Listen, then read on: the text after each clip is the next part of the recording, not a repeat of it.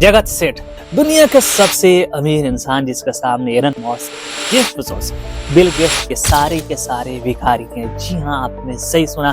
मैं इसका एविडेंस भी दूंगा और ये भी बताऊंगा कि इस दुनिया का सबसे अमीर इंसान ने कैसे बंगाल के नवाब को अंग्रेजों के हाथ में बेच दिया, फिर अंग्रेजों ने इसके साथ जो किया वो भी बताऊंगा। आज के एपिसोड में हम इस पे डिटेल पे चर्चा करेंगे। 18वीं शताब्दी में बंगाल के एक छोटे से शहर में एक सेठ रहता था जिसका नाम फतेह चंद था, जिसे बाद में जगत सेठ के नाम से जाना गया, यानी बैंकर ऑफ द वर्ल्ड के नाम से जाना गया। ये सेठ ब्रिटिश एम्पायर के किंग को भी कर्जा देता था, ऑटोमन एम्पायर को, हंगेरियन एम्पायर को भी कर्जा देता था। पूरी दुनिया हिंदुस्तान के सामने यानी इस सेठ के सामने हाथ फैलाती थी, कर्ज के लिए। इसके पास दुनिया का सबसे बड़ी बैंकिंग एम्पायर थी, ये दुनिया का सबसे अमीर इंसान था। ब्रिटिश राइटर रॉबर्ट वॉर्मेक लिखता है कि जगत सेठ से बड़ा अमीर शायद इस दुनिया ने कभी देखी होगी, और मुगल एम्पायर का सबसे अमीर इंसान था। टाइम्स ऑफ इंडिया 22 अगस्त 2023 में छापे आर्टिकल के मुताबिक जगत सेठ इस दुनिया की सबसे अमीर इंसान था, जिसके पास इतने पैसे थे कि आप शायद गिन भी ना सको। अगर आपकी गिनती आती है तो ये स्क्रीन पे मैंने लिख दिया है, आप खुद ही गिन लो। मेरा कैलकुलेटर तो भाई कांपने लगा कि ये पैसे कितने होंगे, मैं इसे गिनने में फेल हो गया भाई। मुगल एम्परर फर्रुखसियर जो औरंगजेब का पोता था, सबसे पहले फतेह चंद को जगत सेठ के खिताब से नवाजा। इसका मतलब होता है banker of the world. British east India company को पैसे का लाले पड़ते तो वो जगत सेठ के पास हाथ फैलाते थे कर्ज के खिलाफ। जगत सेठ में कर्ज देता था यानी लोन देता था और बदले में कमीशन कमाकर और अमीर होता जाता है। ब्रिटिश ईस्ट इंडिया कंपनी को कर्ज देता है और दुनिया भर के राजाओं को कर्ज देता है।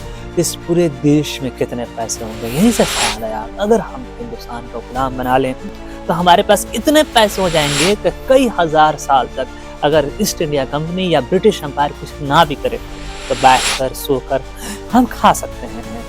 ब्रिटिश एम्पायर के किंग को जब ये पता चला तो उसने हरी झंडी दिखा दी और हुक्म दे दिया कि हिंदुस्तान पे जिस तरह भी कब्जा करना हो कर लो। बंगाल का नवाब अली वर्दी खान जब मरा तो सिराजुद्दौला बंगाल का नवाब बना। फिर अंग्रेजों ने बड़ी चालाकी से ग्रीन बाग दिखाया मीर जाफर और जगत सेठ को। अंग्रेजों ने वादा किया कि जब हम बंगाल पे कब्जा कर लेंगे तुम हमारी मदद करो तो मीर जाफर बंगाल का नवाब बनेगा और जगत सेठ को सारे सरकारी फंडिंग, सारे सरकारी प्रोजेक्ट दे दिया जाएगा और जगत सेठ इस तरफ और भी अमीर हो जाएगा। ये दोनों अंग्रेजों के जाल में फंस गए और 1757 के प्लासी के युद्ध में जगत सेठ और मीर जाफर ने हिंदुस्तान के साथ गद्दारी किया और इस तरह पहली बार अंग्रेजों की हिंदुस्तान पे कब्जा हुआ। के.एम. पाड़िकर कुमार अपने किताब में लिखते हैं कि जगत सेठ ने बंगाल के नवाब को अंग्रेजों के हाथ बेच दिया, या यूं कहें कि हिंदुस्तान को गुलाम बनाने में जगत सेठ का सबसे बड़ा हाथ साबित हुआ।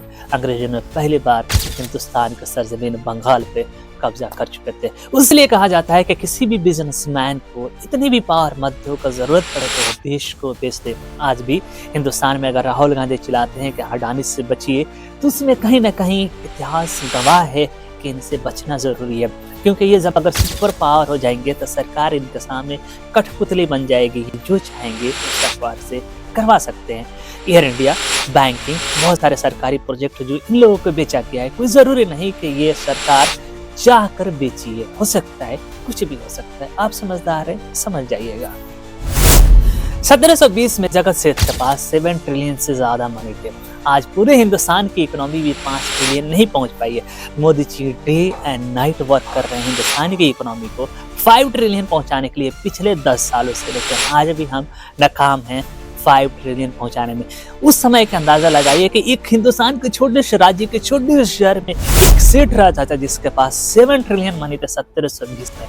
आज हिंदुस्तान को अंग्रेजों ने किस तरह लूटा होगा कि आज हम अपने इकोनॉमी को 5 ट्रिलियन पहुंचाने में भी नाकाम रहे। अगर हिंदुस्तान को अंग्रेजों ने गुलाम नहीं बनाया होता तो आज हिंदुस्तान का दुनिया में रुतबा ही कुछ और होता, शायद हम ही विश्व गुरु होते। सच तो यह है कि बिजनेसमैन कभी किसी का सगा नहीं होते हैं, उन्हें मौका मिले तो वो देश को बेच देंगे। जैसे जगत सेठ ने हिंदुस्तान को बेचा था, लेकिन अंग्रेजों के खून में हरामपंथी और गद्दारी कूट कूट के भरी थी। जैसे ही बंगाल पे अंग्रेजों का कब्जा हुआ, धीरे धीरे जगत सेठ को उन लोगों ने कंगाल बनाना शुरू किया। जब अंग्रेज जगत सेठ को लूट रहे थे तो मराठों ने सोचा कि जब गंगा बही रहे तो हम भी हाथ डाल ले, तो मराठों ने भी जगत सेठ को लूटा और लूटा 40 बिलियन रुपीस। और मेरे ओपिनियन में सही किया। अंग्रेजों के हाथ में पैसे लगने से अच्छा था कि मराठों ने भी कुछ लूट लिया, जो पैसे हिंदुस्तान में ही रह गए। आज 100 साल बाद इतिहास ने जगत सेठ को बुला दिया कि जगत सेठ कौन है। गद्दारों का हश्र कुछ ऐसे ही होता है।